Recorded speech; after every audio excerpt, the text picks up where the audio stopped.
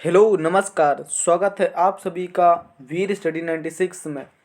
दोस्तों, आज हम डिस्कस करेंगे जीके जीएस के टॉप 30 क्वेश्चंस।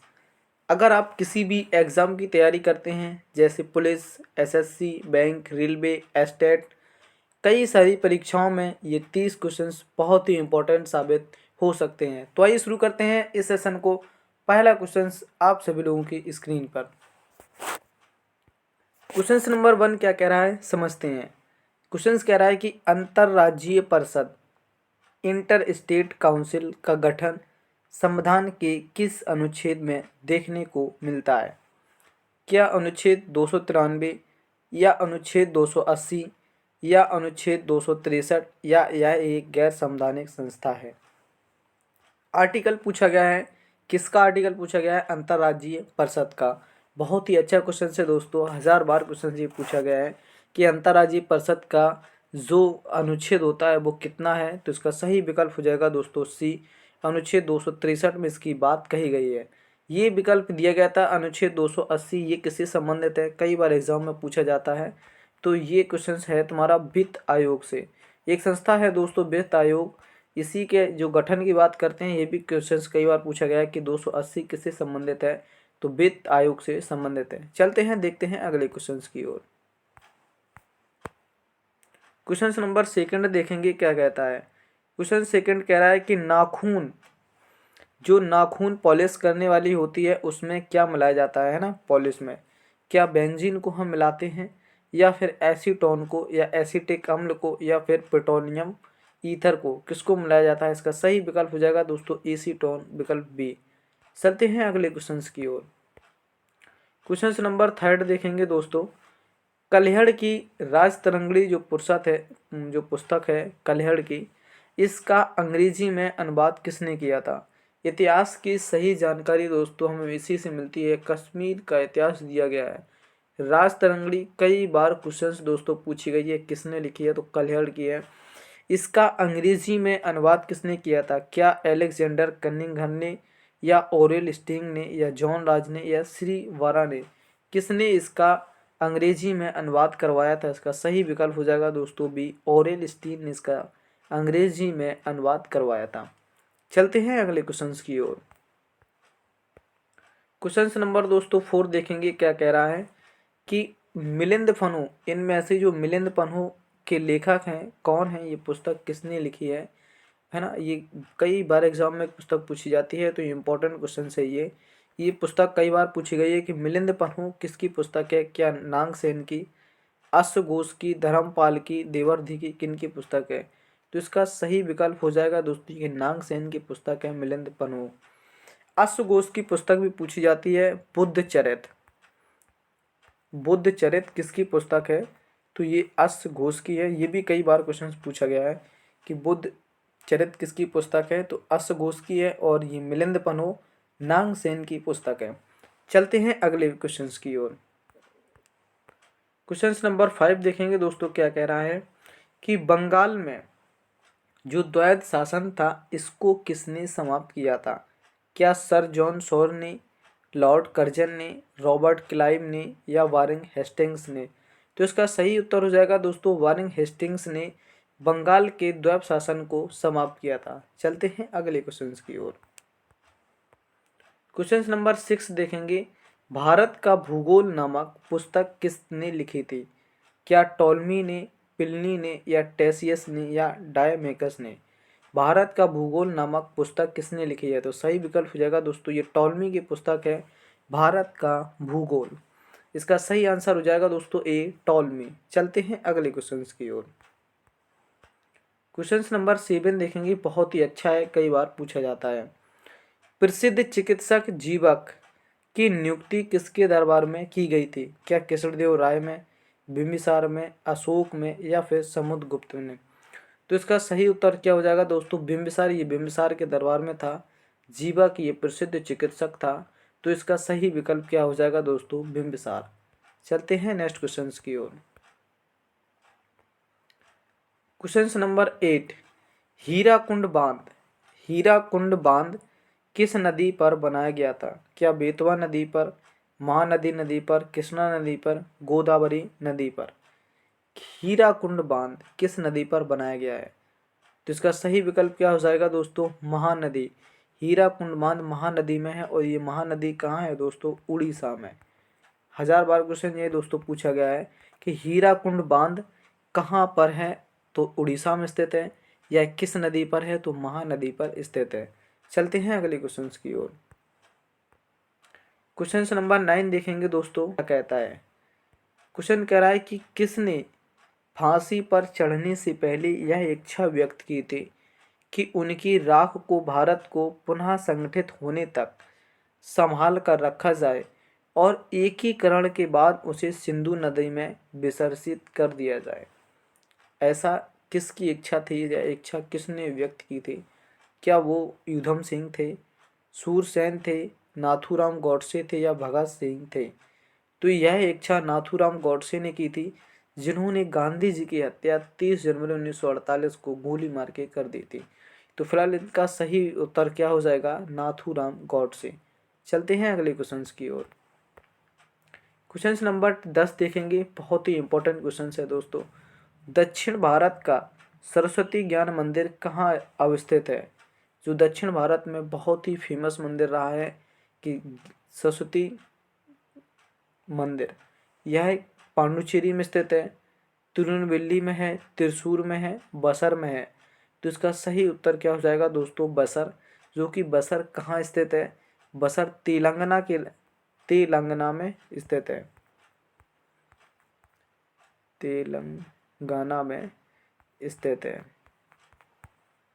तो ये भी याद रख सकते हैं कि ज्ञान सरस्वती मंदिर यह बसर में स्थित है, तेलंगाना के। चलते हैं अगले क्वेश्चन की ओर। क्वेश्चन नंबर 11 देखेंगे, क्या कह रहा है।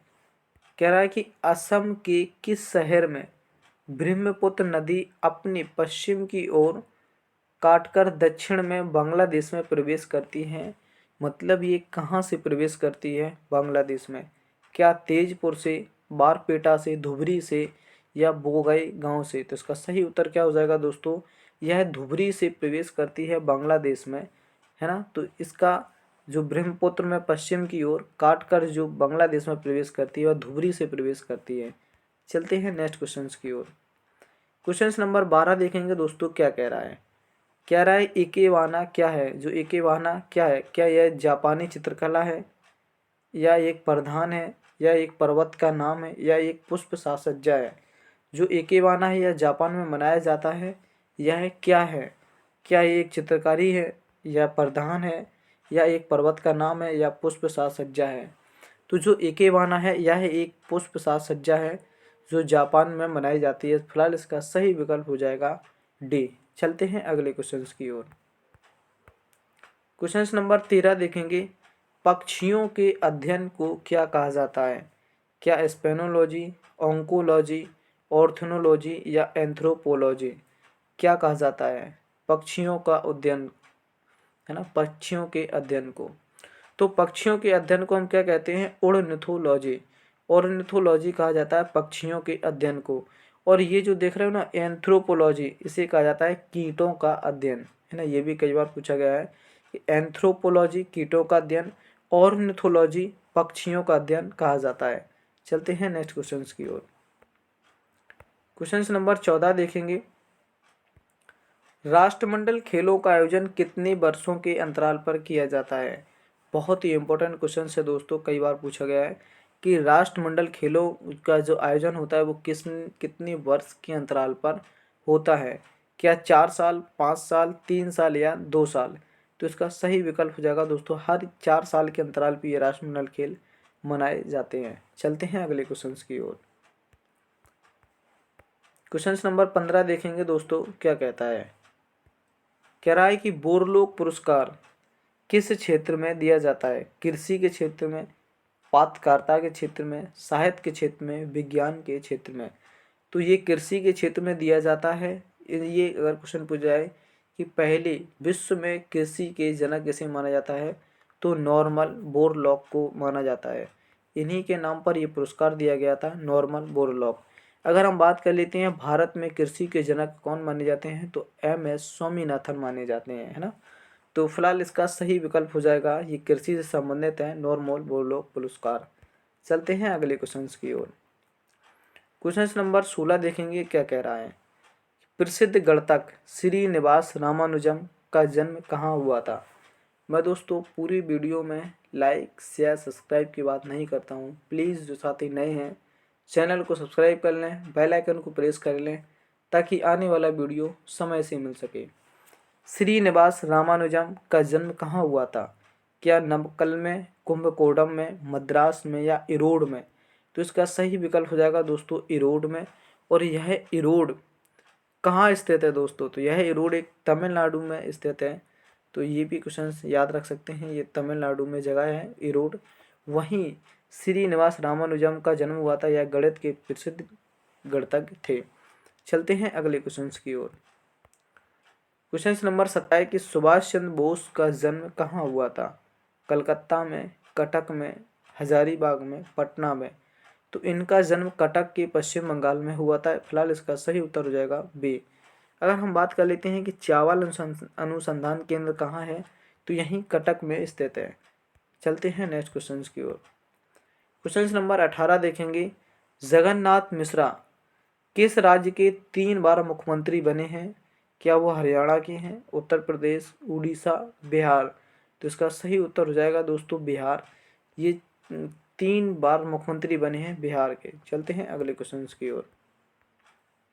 कहते हैं छद्म नाम। क्वेश्चन नंबर 19 देखेंगे। छद्म नाम होता है उपनाम किसी का, है ना। भानु सिंह इनमें से किसका उपनाम था। क्या बंकिम चंद्र चट्टोपाध्याय का नाम भानु सिंह था, या सुशील का नाम था सुनील का, या माइकल मधुसूदन दत्त का, या रविन्द्रनाथ टैगोर का। तो इसका सही विकल्प हो जाएगा दोस्तों डी। रविन्द्रनाथ टैगोर को ही भानु सिंह के नाम से जाना जाता था। इसका डी दोस्तों सही विकल्प होगा।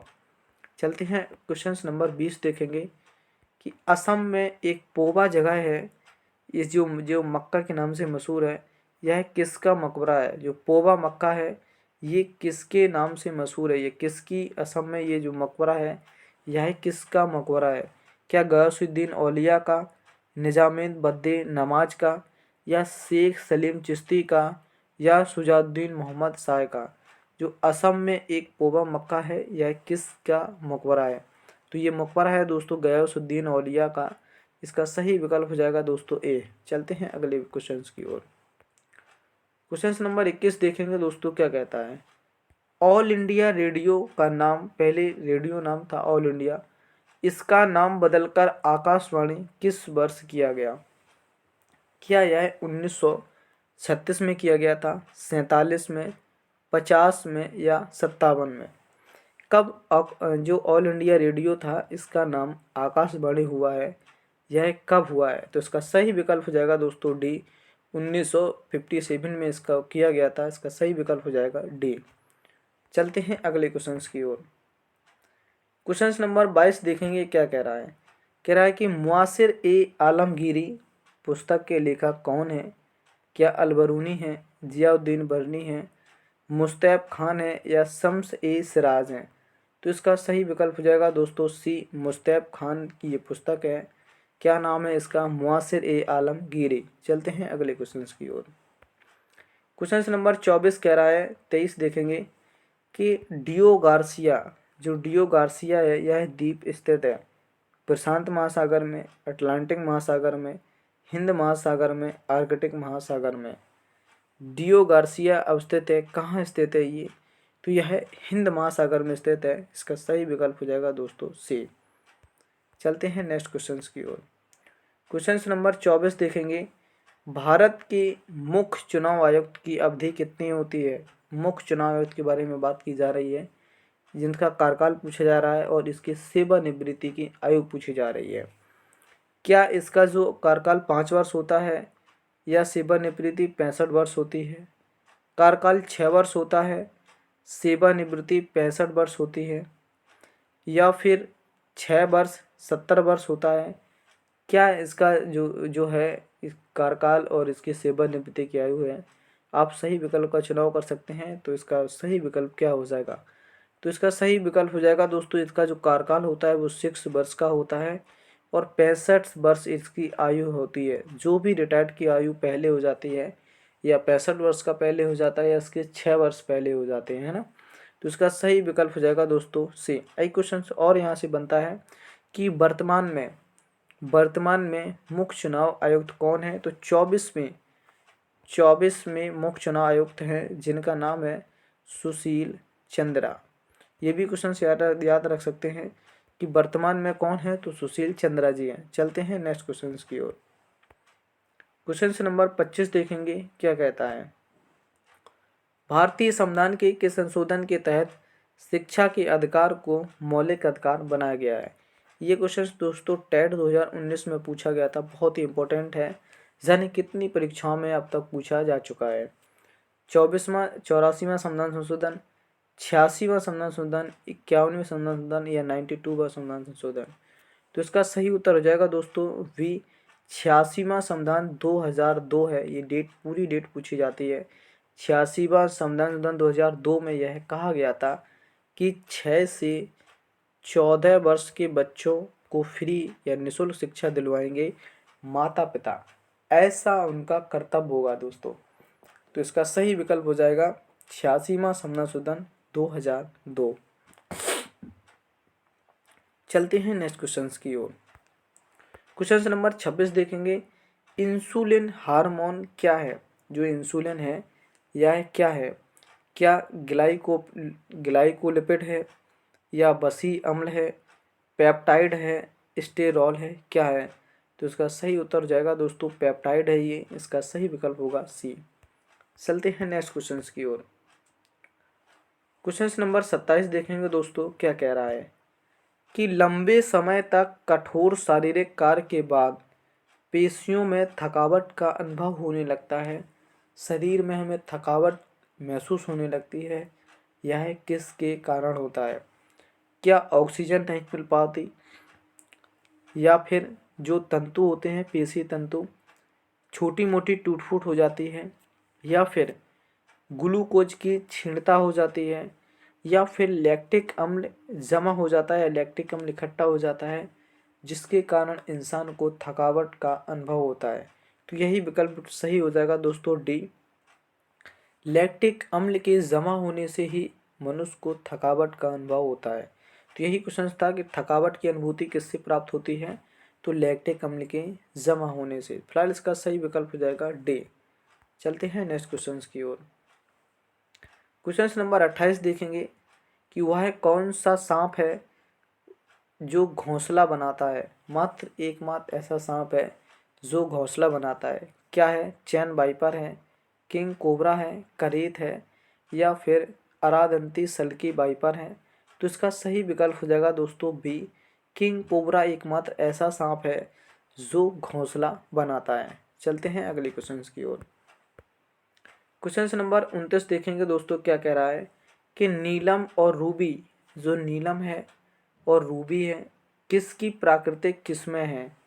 क्या ये एल्युमिनियम ऑक्साइड की हैं, एल्युमिनियम हाइड्रोक्साइड की ये किस्में हैं, या एल्युमिनियम सल्फाइड की, या एल्युमिनियम कार्बोनेट की। जब चारों विकल्प बिल्कुल सेम होते हैं ना, तब विकल्प से ही दोस्तों क्वेश्चंस बहुत कठिन हो जाता है। तो इसमें चारों में देखो लगा हुआ है एल्युमिनियम, और अगर क्वेश्चंस ये पता है तो सरल है, नहीं तो ये कठिन क्वेश्चंस हो जाएगा। तो ये इसका सही विकल्प क्या हो जाएगा दोस्तों एल्युमिनियम ऑक्साइड। इसका सही विकल्प होगा दोस्तों ए। चलते हैं नेक्स्ट क्वेश्चन की ओर। क्वेश्चन नंबर 30 देखेंगे दोस्तों क्या कह रहा है। कहते हैं कि कपड़े धोने वाली मशीन, जो कपड़े धोने वाली मशीन है, यह किस सिद्धांत पर कार्य करती है। कपड़े धोने वाली मशीन किस सिद्धांत पर कार्य करती है। वह सिद्धांत पूछा गया है कौन से सिद्धांत पे कार्य करती है। क्या अपकेंद्री बल पर, अपोहन के कारण, या प्रतिलोमन परासरण के कारण, या विसरण के कारण। तो इसका सही विकल्प हो जाएगा दोस्तों अपकेंद्री बल के कारण मशीन जो होती है वो कार्य करती है अपकेंद्री बल पर। तो ये क्वेश्चंस इस सेशन के दोस्तों ये टॉप 30 क्वेश्चंस थे। तो जो भी साथी नए हैं प्लीज़ चैनल को सब्सक्राइब कर लें, बेल आइकन को प्रेस कर लें ताकि आने वाला वीडियो समय से मिल सके। आज के लिए इतना पर्याप्त है दोस्तों। तब तक आप अपना और अपनों का ख्याल रखें दोस्तों। जय हिंद।